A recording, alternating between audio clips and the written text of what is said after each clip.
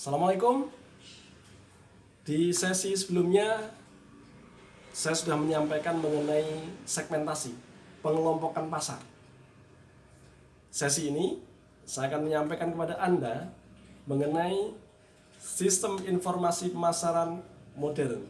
Selamat mengikuti. Baik teman-teman, ketemu lagi di mata kuliah manajemen pemasaran, pelayanan kesehatan dan customer care.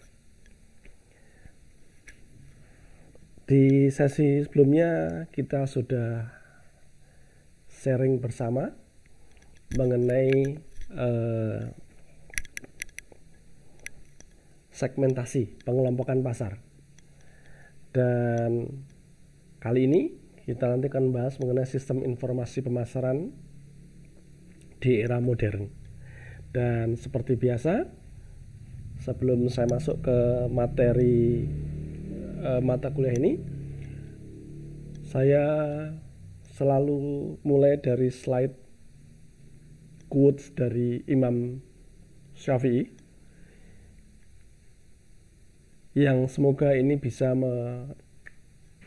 memotivasi teman-teman untuk terus tahan belajar. Karena kalau teman-teman sudah tak tahan lelahnya belajar, maka kita harus sama-sama menahan perihnya kebodohan. Jadi quotes yang selalu menginspirasi saya untuk terus belajar. Sistem informasi pemasaran modern. Jadi kalau teman-teman sebagai pemasar, sebagai marketing, teman-teman mempunyai tanggung jawab utama. Apa saja tanggung jawabnya itu? Satu adalah Anda mengidentifikasi perubahan di pasar. Di pasar sedang terjadi perubahan selera apa? Pasarnya sekarang bergerak kemana? Lalu juga Anda harus melihat perubahan tren. Tren-tren terbaru seperti apa? Lalu juga Anda harus juga menangkap peluang. Ada peluang apa? Jadi kalau Anda sebagai pemasar, Anda sebagai marketing, tidak hanya sebatas bahwa Anda berjualan produk, tapi sesungguhnya di belakang Anda punya tanggung jawab yang cukup berat. Jadi sebagai marketingnya Anda harus mengidentifikasi di pasar ada perubahan apa sih, ada perubahan selera apa sih, gitu. Melihat perubahan tren. Oh, tren sekarang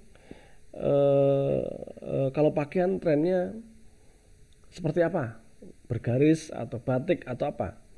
Lalu ada peluang-peluang baru seperti apa? Seperti yang sekarang terkait dengan COVID, banyak peluang baru yang tiba-tiba ada di pasar. Contoh dulu mungkin jualan masker tidak terlalu menarik, sekarang hampir semua konveksi larinya ke masker. Itu kan contoh peluang-peluang baru yang harusnya Anda tangkap kalau Anda sebagai seorang pemasar. Nah, untuk itu dikembangkan sistem informasi pemasaran dengan harapan bisa menyediakan informasi yang cepat dan rinci mengenai keinginan ataupun kesukaan dari para pelanggan. Sistem informasi pemasaran terdiri dari orang, peralatan, prosedur yang mengumpulkan, menyortir, menganalisa, mengevaluasi, dan mendistribusikan informasi sesuai kebutuhan secara tepat waktu dan akurat kepada pembuat keputusan. Jadi sistem itu dibuat dan sistem itu bisa terdiri dari orang-orang, peralatan, ataupun SOP-SOP di mana harapannya bisa mengumpulkan sampai dengan mendistribusikan informasi untuk para pembuat keputusan. Anda tahu ini apa? Ini bantal Dupont. Nah, Anda bisa bayangkan sebuah produk bantal. Tetap saja mereka mendesain sebuah sistem informasi pemasaran modern. Dan rupanya apa yang mereka dapatkan? Dari responden yang mereka survei, rupanya ada beberapa perilaku pelanggan pada saat tidur. Apa itu?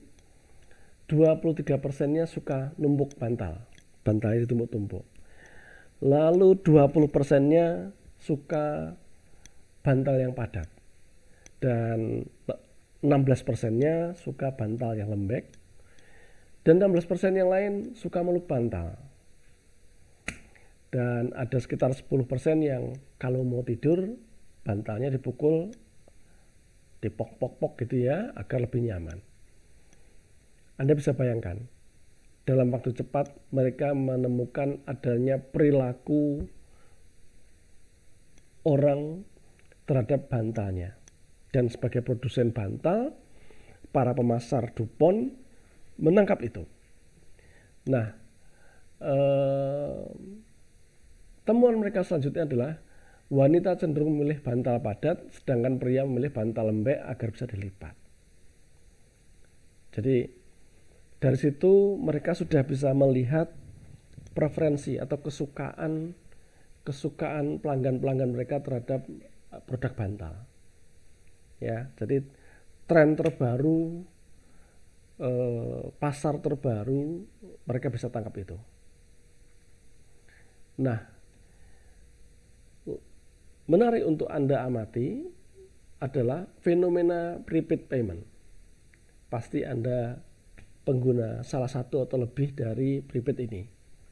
GoPay, Gojek, BCA Flash, OVO, BNI dengan tap cash-nya, Telkomsel T-Cash-nya, lalu Paytrend segala macam. Ini saya yakin Anda sudah sangat mengenalnya. Contoh-contoh prepaid payment. Ada lagi yang baru, Dana segala macam. Jadi banyak sekali. Nah, kira-kira apa sih yang terkait dengan prepaid ini? Apakah sekedar hanya mempermudah transaksi pembayaran? Coba Anda lihat slide saya berikutnya. Rupanya dari GoPay Anda pesan GoFood. Dan Gojek dalam hal ini mempunyai data bahwa dari GoFood yang Anda order itu, apa yang bisa Anda perhatikan? Dari GoFood yang Anda order itu akhirnya terkumpul sebuah data itu di-sort menjadi sebuah informasi. Apa? Rupanya pesanan terbanyak dari Anda menggunakan GoFood itu apa? Ayam. Sebanyak 10 juta pesanan. Yang kedua apa? Nasi. 3,5 juta pesanan. Kopi dengan mie hampir mirip, 1,5 juta pesanan. Martabak ada 720.000 pesanan. Setelah melihat data ini, Anda bisa membayangkan kalau ini dijual kepada para pengusaha, harganya lumayan loh. Artinya apa? Artinya dari sini kita bisa melihat bahwa ternyata makanan yang paling banyak dicari adalah ayam. Jadi kalau Anda mau sukses usaha makanan, ini bisa menjadi preferensi bahwa rupanya memang produk makanan yang paling dicari adalah ayam. Anda bayangkan, di antara makanan-makanan ringan, rupanya martabak, bukan gorengan, bukan kue cucur, bukan kacang hijau, martabak yang di antara snack-snack yang ada yang ordernya paling tinggi. Sehingga dengan demikian Anda dengan mudah melihat bahwa kalau saya mau bikin usaha, saya usaha martabak. Karena jelas-jelas secara data menunjukkan bahwa jumlah order martabak tinggi sekali. Ini data dari GoFood, ya. Berikutnya dari Grab. Hampir mirip dengan tadi. Apa yang bisa Anda lihat? Anda bayangkan ada 17 juta pesanan ayam geprek. Ya. Lalu bubble tea ada 2 juta pesanan. Anda bisa bayangkan. Bubble tea pesanannya 2 juta, kopi pesanannya 1,5 juta. Jadi kalau Anda jualan dawet agak susah. Lebih baik Anda jualan bubble tea. Karena jelas kenyataannya bahwa ada 2 juta pesanan bubble tea di sana. Nah, ini contoh bahwa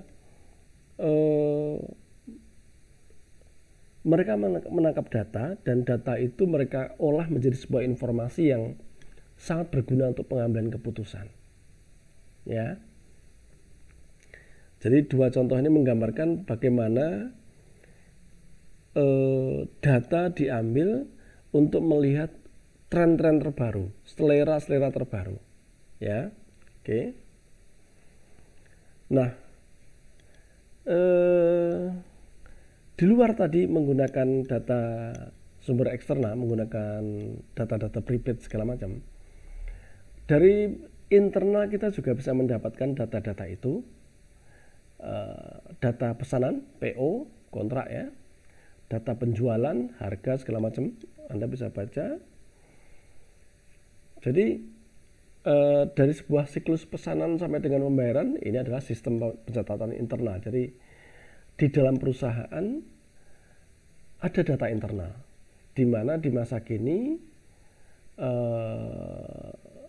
perusahaan harus mempunyai catatan-catatan internal yang cepat dan akurat, sehingga kita menjadi tahu, oh pesanan kita yang paling banyak apa, penjualan kita yang paling banyak apa, level persediaan kita seperti apa. Anda bayangkan seperti hanya supermarket Giant misalkan, secara up to date, secara cepat, secara akurat, mereka bisa melihat penjualan mereka, produk apa saja yang sedang tinggi, di level harga yang mana, persediaan mereka di gudang seperti apa, piutang mereka kepada pihak ketiga berapa, hutang mereka berapa. Jadi data-data seperti itu menjadi sebuah kebutuhan untuk mendapatkan data yang lebih cepat dan akurat. Nah, sekarang kita masuk ke sistem intelijen pemasaran. Kalau sebelumnya kita membahas mengenai sistem pencatatan internal, itu memberikan data hasil. Karena kan sifatnya internal. Ada penjualan apa hari ini? Ada pesanan apa hari ini? Itu semua data hasil penjualan, hasil pesanan. Tapi kalau sistem intelijen pemasaran itu memberikan data kejadian. Ada kejadian apa? Kompetitor kita sedang ngapain? Itu semua adalah data kejadian. Jadi melaporkan kejadian. Jadi sistem intelijen pemasaran adalah seperangkat prosedur sumber yang digunakan untuk memperoleh informasi mengenai perkembangan di lingkungan pemasaran. Jadi ini bisa didapatkan dari surat kabar, publikasi, dari para pelanggan, dari pemasok, distributor, internet segala macam. Jadi misalkan dari pasien rumah sakit, itu kan pelanggan ya. Dari pasien rumah sakit Anda bisa mendapatkan informasi bahwa oh, rumah sakit pesaing Anda misalkan di sana sedang memberikan promo gitu. Artinya apa? Itu juga sudah bagian menjadi sistem intelijen pemasaran yang bersumber dari pelanggan. Lalu pemasok Anda misalkan juga menceritakan bahwa rumah sakit pesaing Anda di sana yang paling banyak datang, yang paling banyak diperlukan adalah obat untuk misalkan kolesterol misalkan. Sesungguhnya itu adalah sudah menjadi bagian dari sistem intelijen pemasaran. Karena dari pemasok Anda mendapatkan informasi mengenai perkembangan di tempat lain, distributor, internet segala macam. Jadi bagaimana cara Anda mendapatkan sistem intelijen pemasaran itu bisa menggunakan banyak data ya, dari sumbernya bisa dari surat kabar, publikasi, perdagangan, pelanggan, pemasok, distributor dan lain-lain. Nah, bagaimana cara Anda memperbaiki mutu intelijen pemasaran? Satu, dengan melatih dan mendorong tenaga penjual untuk menemukan dan melaporkan perkembangan terbaru. Jadi tim pemasaran Anda brief, Anda latih, Anda dorong, sehingga mereka secara rutin bisa melaporkan perkembangan terbaru. Misalkan di luar sana mereka menemukan kompetitor kita sedang melakukan apa misalkan. Lalu langkah kedua adalah memotivasi distributor, pengecer, perantara untuk menyampaikan informasi intelijen yang penting. Jadi Anda bisa menyampaikan kepada distributor Anda, pengecer Anda, kasih tahu ya, kalau pesaing-pesaing saya sedang melakukan sesuatu, tolong kasih tahu saya ya, gitu. Membuka jaringan eksternal, membeli produk pesaing segala macam. Ini sangat biasa dilakukan di perusahaan. Jadi mereka membeli produk pesaing, mereka bedah produk pesaing itu untuk melihat ada apa di dalam produk itu. Pada saat saya bergabung di perusahaan elektronika, secara periodik kami membeli produk televisi pesaing kami, lalu oleh bagian engineering produk itu dibedah, di unboxing kalau bahasa anak-anak sekarang ya. Dari situ kami bisa melihat ada rangkaian apa di dalam televisi pesaing kami. Nah, itulah bagian dari sistem intelijen pemasaran, ya. Dan itu bisa memperbaiki mutu data kita. Panel pelanggan, ini pelanggan dikumpulkan seperti focus group discussion, lalu dari situ kita bisa mendapatkan informasi mengenai apa sih yang tren yang terjadi terbaru dari panel pelanggan itu. Nah, langkah memperbaiki mutu intelijen pemasaran lanjutnya adalah pemanfaatan sumber data pemerintah. Sumber data pemerintah bisa Anda dapatkan dari kementerian-kementerian, dari banyak sumber. Misalkan dari data perpajakan, Anda bisa melihat bahwa pesaing Anda sudah jualan berapa, sedangkan perusahaan Anda baru jualan berapa. Itu bisa lihat dari sana. Lalu kalau langkah memperbaiki mutu intelijen berikutnya adalah membeli informasi dari pihak ketiga. AC Nielsen salah satunya, RISI, High Group. Jadi kalau di dunia media biasanya mereka menggunakan risetnya AC Nielsen sebagai rujukannya. Sekarang tontonan yang sedang disukai di Indonesia adalah sinetron yang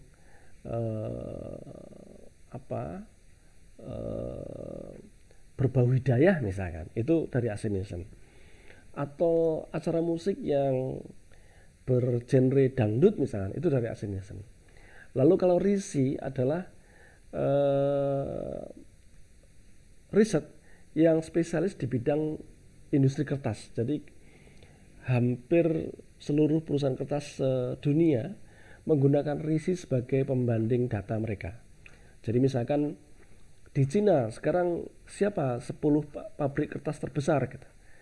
Kalau kita susah mendapatkan data itu, dari RISI kita bisa dapat bahwa pemain terbesar kertas adalah A, B, dan C. Kalau High Group lebih fokus kepada data-data yang sifatnya untuk ketenagakerjaan. Jadi misalkan kita mau lihat pasaran gaji perawat di Jakarta berapa ya gitu. Dari High Group kita bisa melihat kelompok-kelompok gaji per sektor. Jadi itulah contoh data pihak ketiga yang bisa digunakan untuk memperbaiki mutu intelijen pemasaran. Umpan balik pelanggan online, kan setelah Anda belanja online sering ditanyakan survei segala macam. Itu tujuannya adalah untuk intelijen pemasaran, ya, untuk menggambarkan kejadian yang terjadi seperti apa. Nah, menganalisa lingkungan. Pertama, lingkungan mikro. Jadi lingkungan yang dekat dengan perusahaan dan mempengaruhi kemampuan perusahaan untuk melayani pelanggan. Contohnya adalah pemasok, perantara, pasar, pelanggan, pesaing, dan masyarakat. Jadi lingkungan mikro adalah lingkungan yang menempel dengan perusahaan. Anda bayangkan Kalau misalkan Anda punya perusahaan dan ternyata pemasoknya bermasalah misalkan, pasti Anda akan terganggu, ya. Lalu ini langsung mempengaruhi kemampuan perusahaan. Lalu misalkan pelanggannya tiba-tiba ada isu seperti hanya kemarin, contoh gara-gara salah satu pabrik rokok beberapa pasiennya positif COVID, bahkan ada yang meninggal, maka pelanggannya semua rame-rame menghindari rokok tersebut misalkan. Itu kan lingkungan yang dekat dengan perusahaan dan langsung bisa mempengaruhi kemampuan perusahaan, ya. Sedangkan kalau lingkungan makro adalah kekuatan sosial lebih besar yang mempengaruhi lingkungan mikro perusahaan. Di antaranya lingkungan demografis, ekonomi, alam, teknologi, politik, dan budaya. Nah, kita khusus membahas mengenai lingkungan makro, ya. Jadi elemen dalam lingkungan makro bekerja dalam kendali kekuatan, di mana tren lingkungan makro ini membentuk peluang dan menimbulkan ancaman. Yang pertama adalah lingkungan demografi. Jadi ada beberapa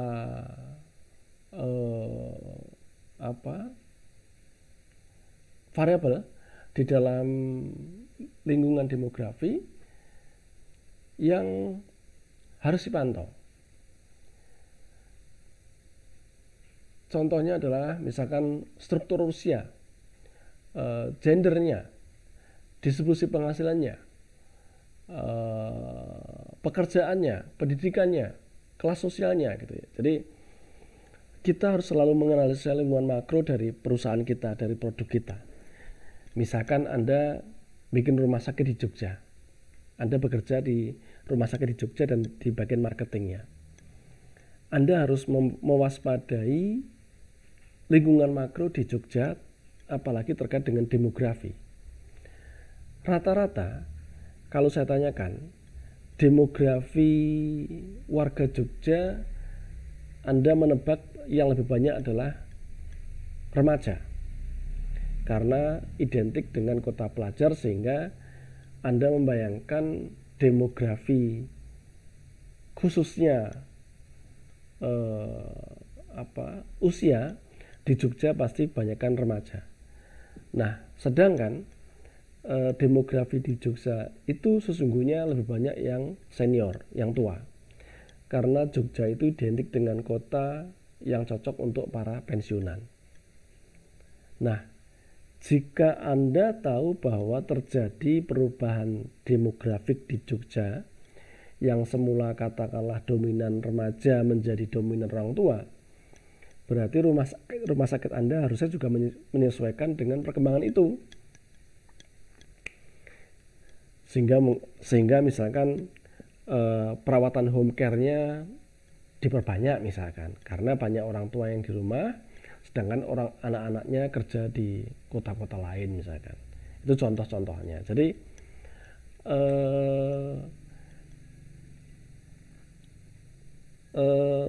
kita mempelajari lingkungan-lingkungan makro yang bisa mempengaruhi usaha kita, ya. Jadi yang pertama kita bicara lingkungan makro yang bersumber dari lingkungan demografi.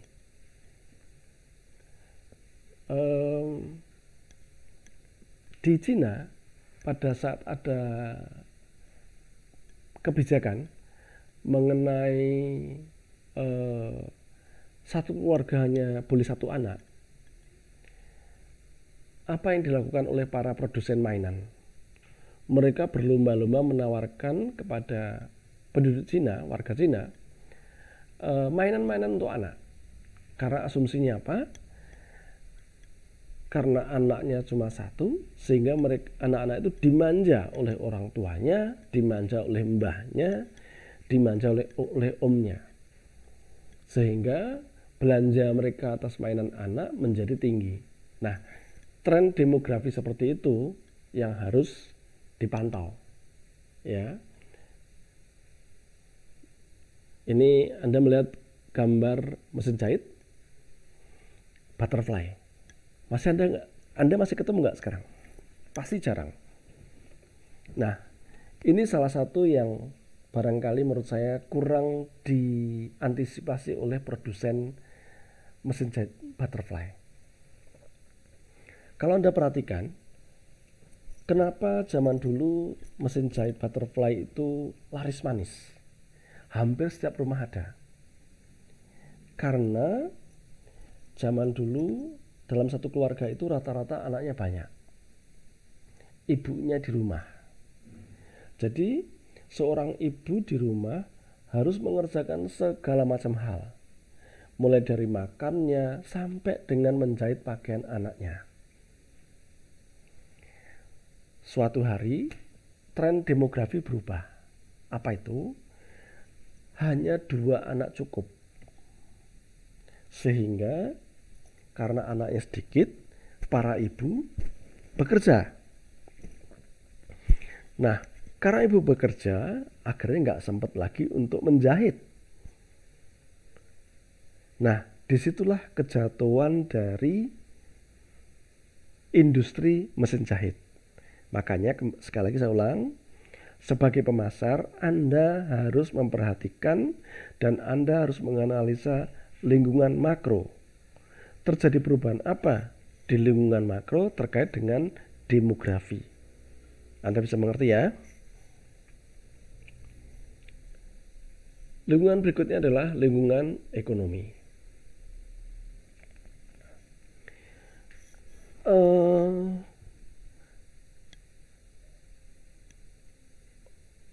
Terkait dengan pengaruh ekonomi global, pemasar harus selalu memberikan perhatian pada pergeseran distribusi pendapatan di negara-negara seluruh dunia.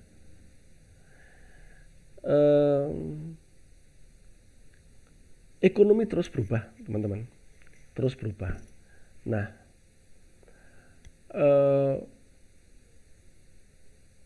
sebagai pemasar kita harus memperhatikan kira-kira distribusi pendapatan di negara-negara dunia itu bergesernya kemana. Nah, ini saya ambil contoh programmer India. Di Amerika, di Silicon Valley, di lembah Silicon, itulah pusatnya IT Amerika di sana. Jadi ada ribuan perusahaan IT di sana. Anda tahu, programmernya rata-rata orang India. Jadi orang India itu terkenal pinter, bahasa Inggrisnya bagus, dan harganya relatif murah. Sehingga perusahaan-perusahaan IT di Silicon Valley di Amerika hampir 70% menggunakan programmer dari India.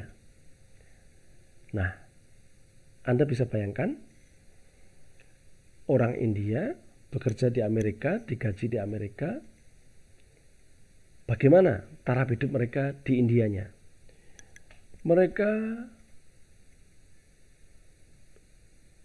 karena mendapatkan penghasilan di Amerika, maka terjadi distribusi pendapatan di India, di beberapa tempat di India, dikarenakan warganya banyak menjadi programmer di India.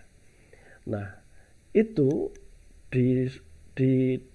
dicium oleh para produsen mobil BMW, Mercedes segala macam,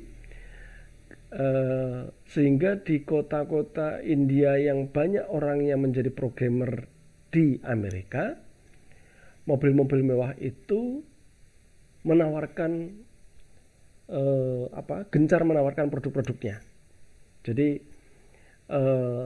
para produsen mobil itu, para pemasar mobil itu mencium sudah terjadi pergeseran distribusi pendapatan gara-gara banyaknya warga India yang menjadi programmer di Amerika. Nah, seperti itu salah satu yang harus dianalisa di lingkungan makronya.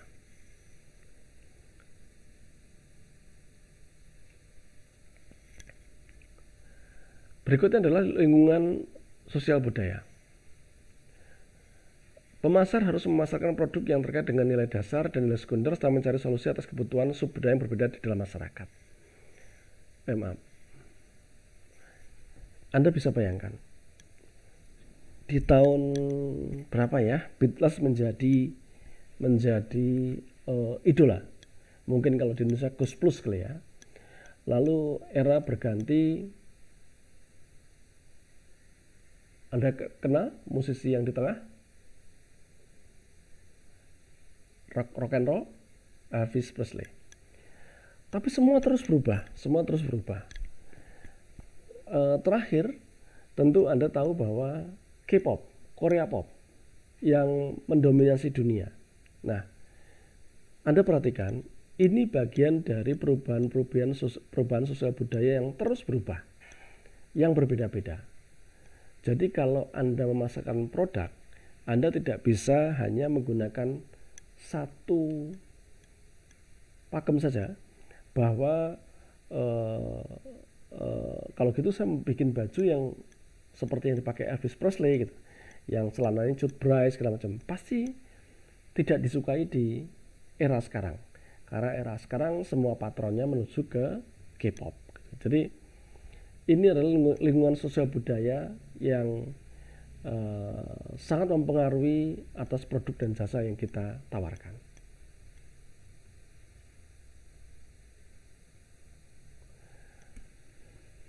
Terakhir adalah lingkungan alam. Jadi semakin terbatasnya sumber daya alam, tentu akan berpotensi pada berkurangnya bahan baku, peningkatan biaya energi, tingkat polusi, dan peran pemerintah dalam penanggulangannya. Dan beberapa aturan pemerintah memukul industri tertentu, sehingga peluang besar nanti bagi masyarakat yang dapat menciptakan solusi terkait alam dan lingkungannya. Yang mau saya kasih contoh adalah industri di Cina. Pemerintah Cina sangat peduli terhadap kondisi polusi di Cina. Pasti Anda sering membaca, melihat, mendengar berita mengenai polusi di Cina. Berita mengenai tingginya polusi di Shanghai. Sampai jarak pandangnya kita pendek sekali. Nah, apa yang pemerintah Cina lakukan adalah pemerintah Cina melarang industri-industri yang di dalam proses produksinya, di dalam beroperasinya menimbulkan polusi. Anda bisa bayangkan, sebuah pabrik yang semula menggunakan batu bara dan itu menghasilkan polusi dilarang oleh pemerintah. Ya. Nah, akibatnya apa? Para industri kertas di Cina buru-buru memindahkan operasional pabrik mereka ke luar Cina, ke Vietnam, ke Malaysia, ke Indonesia gitu ya. Jadi gara-gara aturan pemerintah yang melarang industrinya polusi, sehingga mau tak mau dia mencari solusi terkait dengan aturan itu. Jadi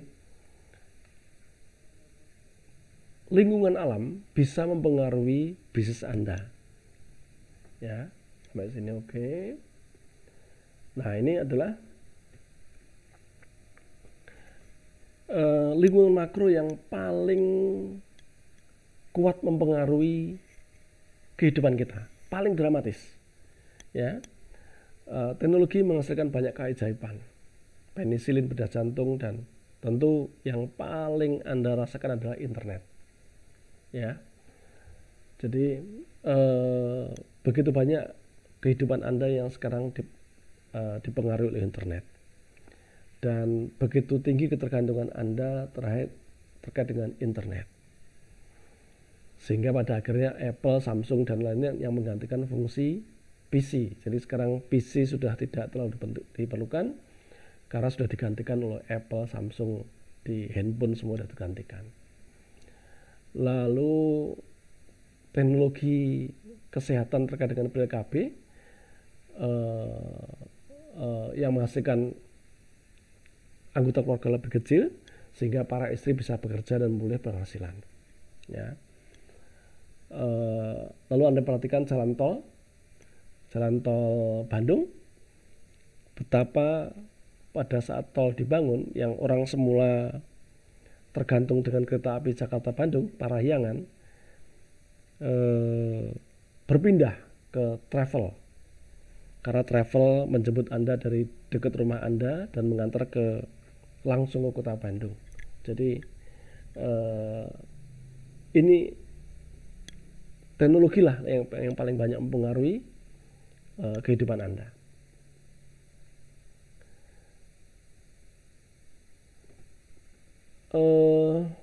Lingkungan makro berikutnya adalah lingkungan politik dan hukum.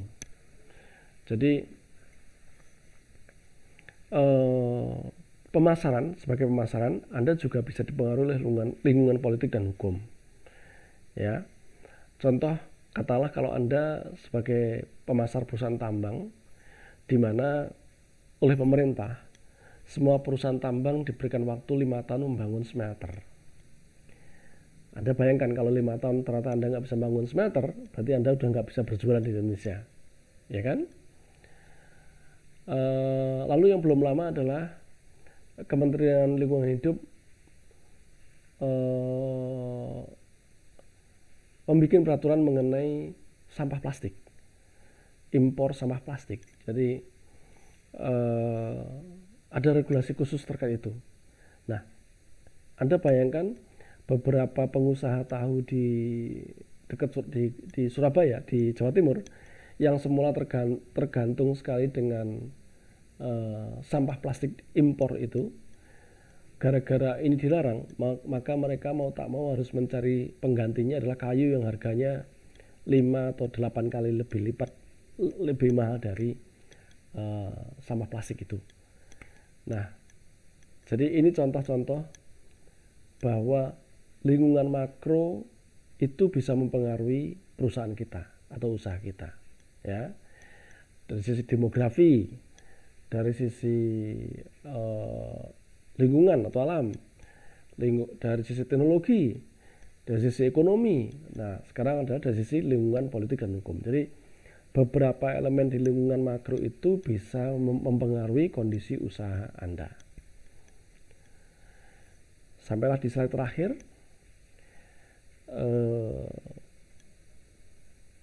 Tidak usah Anda temukan pelanggan untuk produk Anda, tapi temukanlah produk yang cocok untuk customer Anda. Wassalam.